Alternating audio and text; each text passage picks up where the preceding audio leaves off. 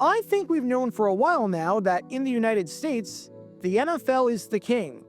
It has been that way for the last half-century at a bare minimum, and barring anything crazy, it always will be the king. Daring to go up against the NFL on television is foolish at this point. There's a reason why no sporting league plays their games directly against the Super Bowl.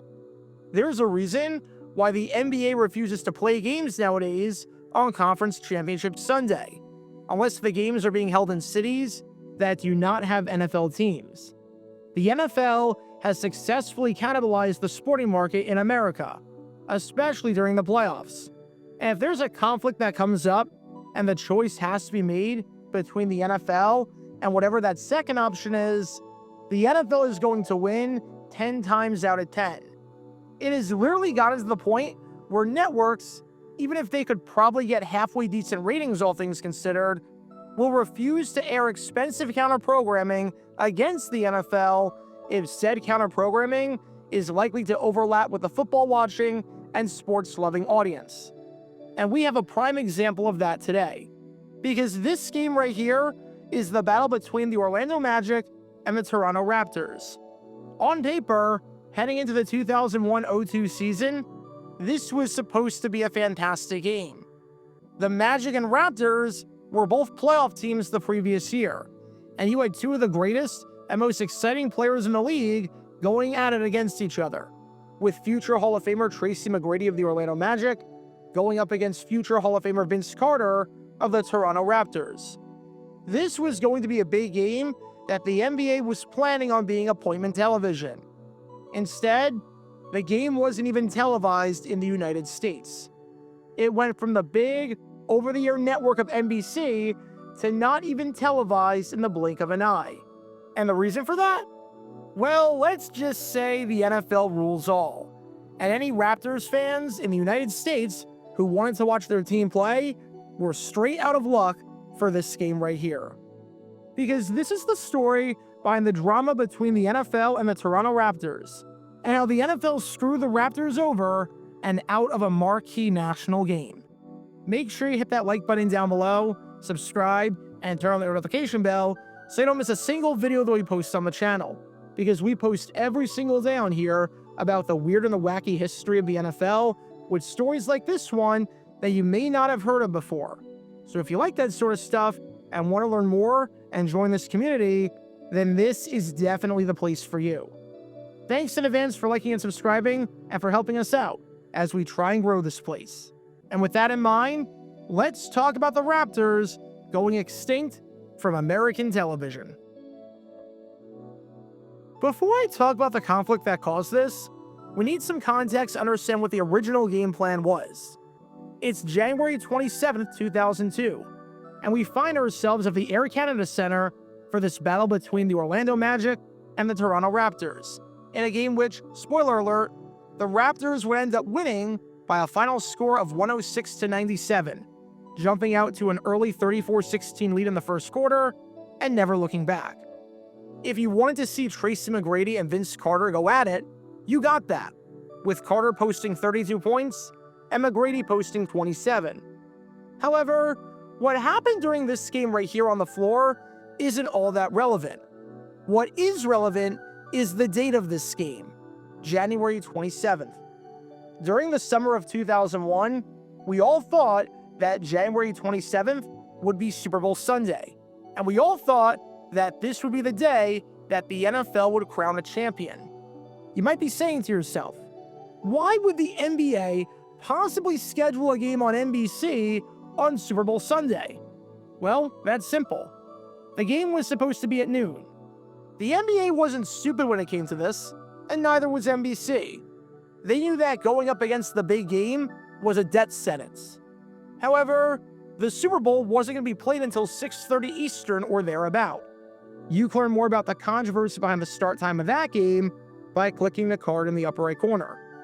The idea was to have this game start at noon, have it be over by 2:30, which is 4 hours before the game, and right at the time that Fox is starting its pregame coverage, and everyone flips over to that, and go from there. The NBA still does this to this day. You may remember that earlier in 2025, The NBA had a game on ABC, which was Hubie Brown's final game announcing. That was on Super Bowl Sunday, with that game ending well before the game was about to start.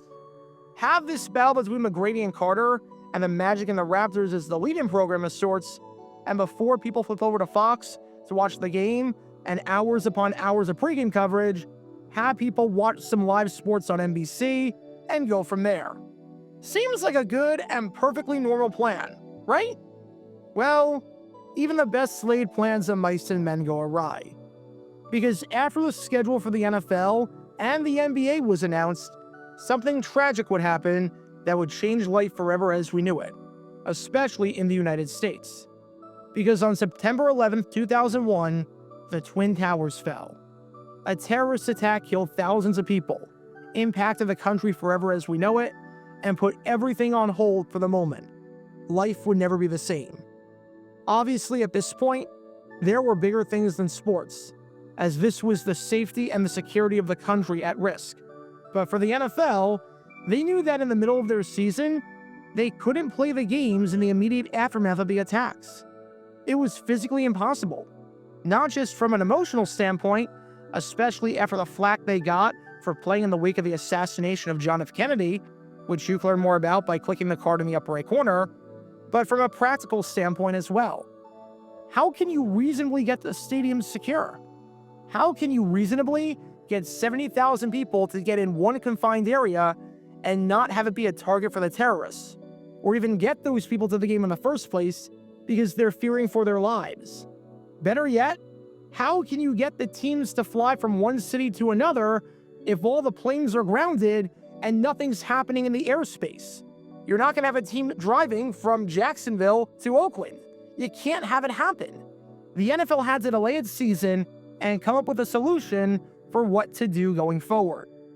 And after lots and lots of deliberation, the NFL decided that they were going to push their season back 1 week and keep everything regarding the format exactly the same. They weren't going to try and squeeze the whole season into being done by January 27th. They were going to play the games originally scheduled for week 2, 1 week after the initial conclusion of the regular season, and then push wildcard weekend, the divisional round, the conference championships, and the Super Bowl back 1 week, meaning that the Super Bowl would be held on February 3rd, marking the first time ever that the big game was held in February. And this meant that this game right here, as in the AFC Championship between the Pittsburgh Steelers and the New England Patriots, instead of being played on January 20th, would be played on January 27th, as in the day that the Super Bowl was originally scheduled for. The AFC Championship would start at 12:30 Eastern, and the NFC Championship later in the day between the Philadelphia Eagles and the St. Louis Rams would start at 4 o'clock Eastern. Keep in mind that this was literally the last year that the conference championship started at 12:30 and 4 o'clock instead of 3 o'clock and 6:30. So if you were thinking to yourself, wait a second, don't the conference championships start later in the day? I don't really see the conflict here. That's why. And now, you might be able to tell what the problem is. NBC thought that it had the perfect lead-in program to Super Bowl coverage. NBC thought they were set with a Magic Raptors game and Carter against McGrady.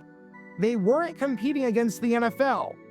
Now, they were in direct competition, as the 12 o'clock game would have interfered directly with this AFC Championship right here, which the New England Patriots won over the Pittsburgh Steelers to advance to their 3rd Super Bowl in franchise history.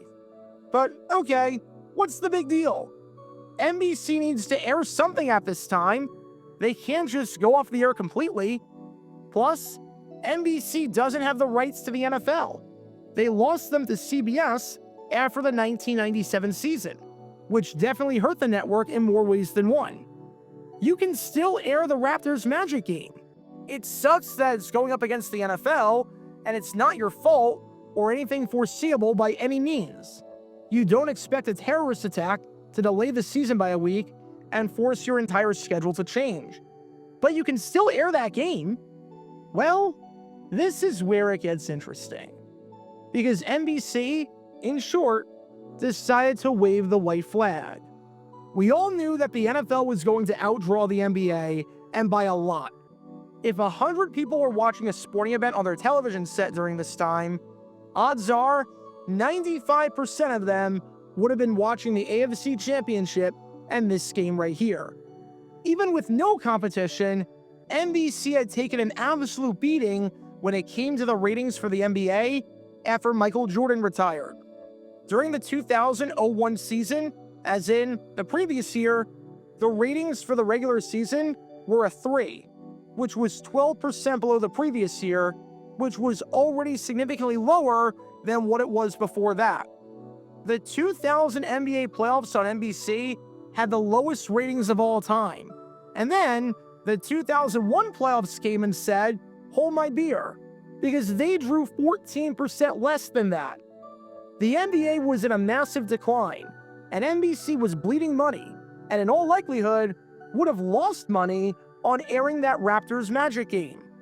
Good luck selling ad space for a product that's on the decline, for a league that's drawing abysmal ratings, relatively speaking, and for a product that's going up against the most popular product in the country and the second biggest football game of the year at the professional level, where a minimum of 40 million people would be watching it in all likelihood. It's just not going to happen. On top of that, when the decision I'm about to talk about was made, as in early November, the Raptors and Magic had already met once, and it was a bloodbath. The only thing worse than an NBA game going up directly against the NFL is an uncompetitive NBA game going up directly against the NFL. And the only thing worse than that is an uncompetitive NBA game going up directly against the NFL where one of the teams is in a Canadian market. When the Raptors and Magic played each other in Orlando to open up the season on October 30th, the Magic won the game in a rout, winning that game 114-85, winning it by 29 points in a game that wasn't even that close, as the Magic led it by 32 with 1 minute to go, and in a game where the Magic led by 21 points or more at every point in the fourth quarter.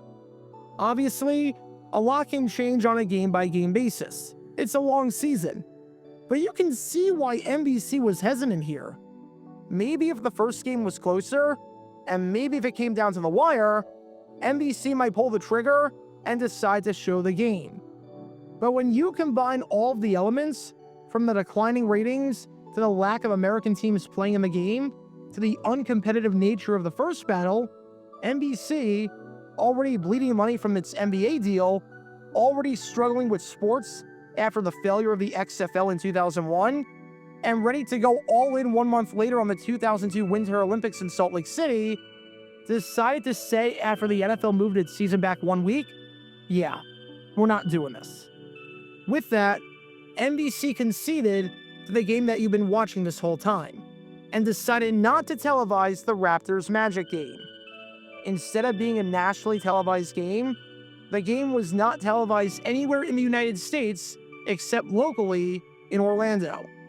For the record, this was not the only scheduling conflict between the NBA and the NFL during the 2001-2002 season, as there were many, and I truly mean it, many more conflicts that we'll get to at some point, including an absurd one involving the Golden State Warriors that went about as well as you'd expect when you go up directly against the Super Bowl. But when it came to that Raptors Magic game, it got moved from 12 o'clock Eastern to 2:30. And instead of the game being shown on NBC, it was shown on CTV in Canada. No, I'm not going to make a big deal about the game moving from 12 to 2:30 and going up against both conference championships that day instead of just one, because the game was in Canada for a Canadian audience at this point. And seeing as the NFL was not big in Canada back then for the most part outside of the Super Bowl, this isn't a big deal.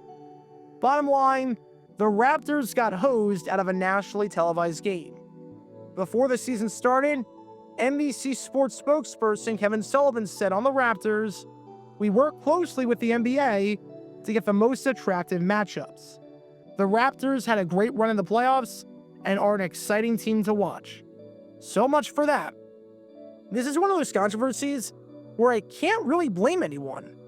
The video I did about what happened on Conference Championship Sunday 3 years later, and the conflict between the Philadelphia Eagles and the Philadelphia 76ers, which you can learn more about by clicking the card in the upper right corner, the NBA was downright stupid with that one. They were 100% to blame for that debacle. The video I did about what happened on Conference Championship Sunday when the Washington Bullets thought it was a good idea to play a home game at the same exact time as the NFL team right across the street, which you can learn more about by clicking the card in the upper right corner. Yeah, that was stupid on the part of the Bullets, and went about as well as you'd expect. But this, there's no one to blame. I can't blame the NFL here. They had to move their schedule back a week due to unforeseen circumstances. I can't blame the NBA here. They had the right idea with having a lead-in program to the extended and bloated Super Bowl coverage, and couldn't have foreseen the NFL moving the Super Bowl back 1 week, seeing as it hadn't happened the first 35 years of the game, even when there were labor stoppages in 2 of those seasons. And I can't blame NBC here for not wanting to have a Canadian team go up against this game right here, seeing as the ratings were bad and they were bleeding money already on the NBA deal. This was just one of those circumstances where someone's got to lose and something's got to give, even if no one's at fault, and like Howard Jones says, no one is to blame. But if you want to know just how big the NFL is, the entire situation and fiasco regarding the Toronto Raptors is a prime example of that. When NBC, despite not having anything else to air, decided to not even compete against the NFL, even though one team had arguably the most exciting player in basketball on it at the time.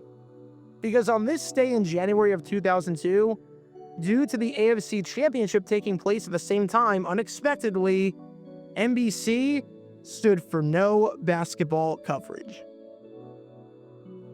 Check out our live streaming schedule for the next few days. We're live every single day on this channel, whether we're covering a sporting event or playing GeoGuessr or just taking your requests. So make sure you like and subscribe and turn on the notification bell so you don't miss a single time that we go live and so that you can join this community. Also, thanks to all our members and our Patreon supporters who get exclusive perks like their name of the end of each video, members-only Q&A streams, and cool emojis to use on videos and during streams. See how you can join this community and become a member or a Patreon member by clicking the link in the description below.